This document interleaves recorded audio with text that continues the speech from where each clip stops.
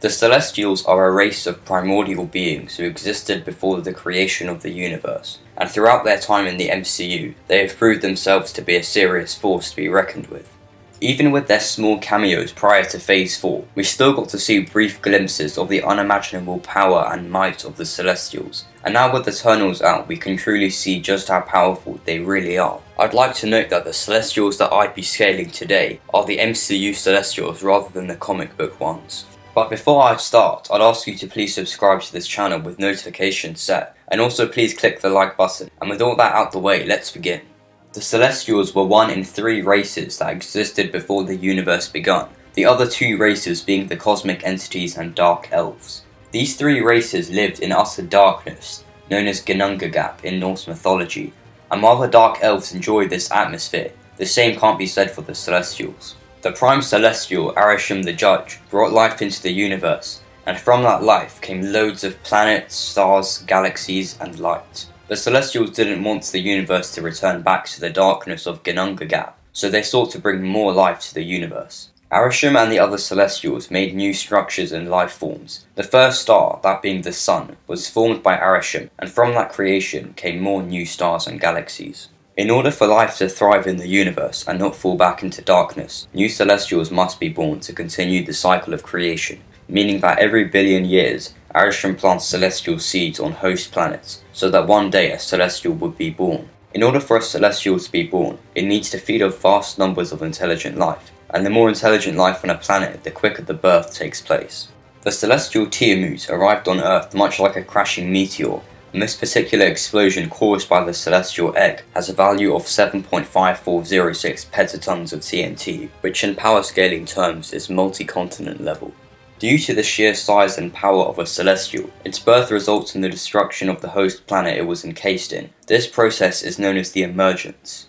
A planet by the title of Centauri 6 was a victim of an unknown celestial's emergence, which resulted in the planet's destruction, and small fragments of this event was remembered by Athena due to her mad weary.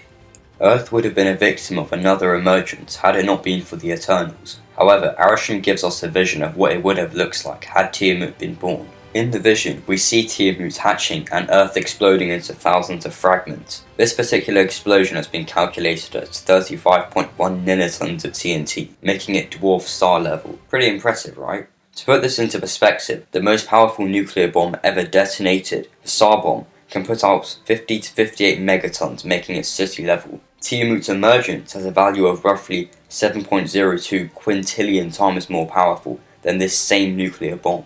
The 4 main Celestials, Arishem, Jemiah, Nizar, and Harjan, were seen forming stars in their bare hands with little effort. The act of creating a star would require a minimum of 136.066 tenatons of TNT, making the Celestials' attack potency at least star level, but this is far from their peak. One Celestial, Jemiah the Analyzer, was seen forming a galaxy out of nothing in his bare hands. Since he created a galaxy, this means his attack potency scales to galaxy level, with the small possibility of being multi-galaxy level, considering he was seen forming another galaxy on his back. It's safe to say that Nizar and Harjan scale to Jemiah, so with that said, we already have galaxy level Celestials. As the Celestials existed before time itself, this means that their speed is what we call inaccessible, because given that speed equals distance over time, if time is 0, then this means that the character can travel distances in 0 time, making their speed immeasurable, or in other words, impossible to reach. There are 4 known Celestials who existed before time, and therefore follow this scaling, those being Hargan the Measurer, Nizar the Calculator, Jemiah the Analyzer, and the Prime Celestial Arishem the Judge, who we'll talk a bit about now. Arishem the Judge is the leader of the celestial race, and is responsible for judging a planet's worth or not. He was the maker of the sun and creator of both the Eternals and Deviants. As the leader celestial, Arishem is a being of unfathomable power, leagues beyond that of any human comprehension or understanding, possessing almost infinite power that far surpasses that of other MCU gods. Being the Prime Celestial, Arishem scales above every other Celestial seen in the MCU, so that would include Ego, Eson the Searcher, Jemiah, Nizar, and Hargan.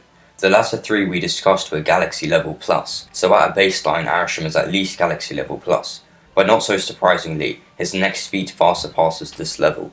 Now, for those of you who are unaware, Arishem was actually the being responsible for forming the universe, as revealed in Eternals. The mighty celestial formed an orb of energy in the palm of his hand that was later unleashed, resulting in the birth of the universe via an explosion.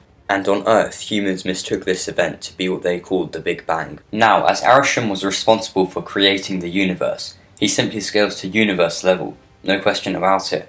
And what makes this even more crazy is that it's not like he was even using much of his power to do this.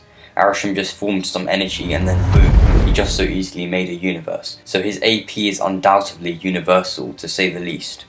Being a celestial, Arishem can live forever, making him immortal. He has been alive before the universe begun, meaning he is over 13.8 billion years old. This factor gives the celestial near infinite experience, as he's been around for as long as there is.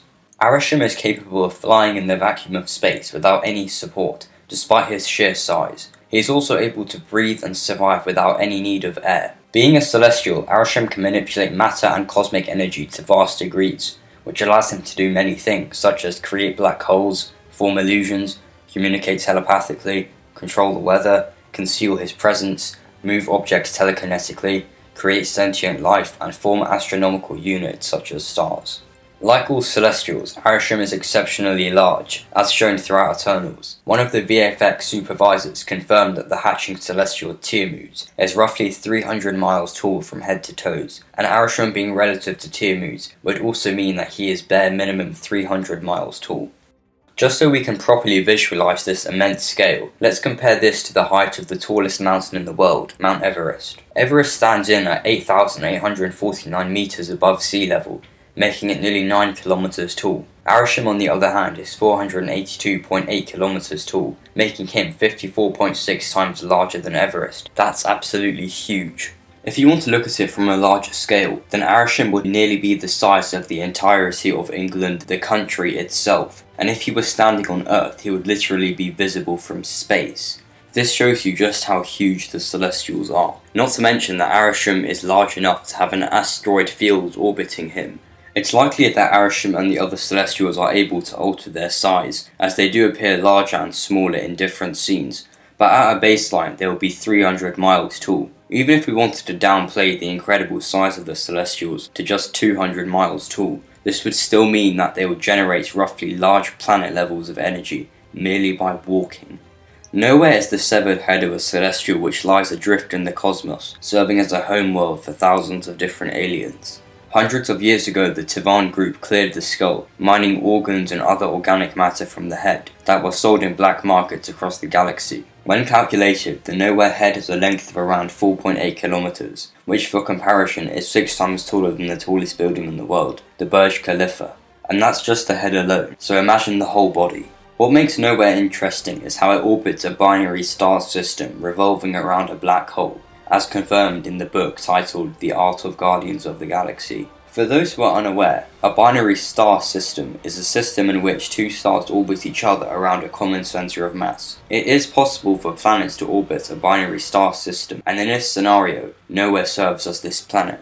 The real interesting thing here, however, is that one of Nowhere's stars is being sucked in by the black hole, and despite this, the celestial head remains intact and unaffected, proving to be more durable than the star. The act of destroying a star would require any number between 136.066 and 760.516 tenatons of TNT, and so Nowhere's celestial scales to this. In Guardians of the Galaxy Volume 2, Ego claims himself to be a celestial.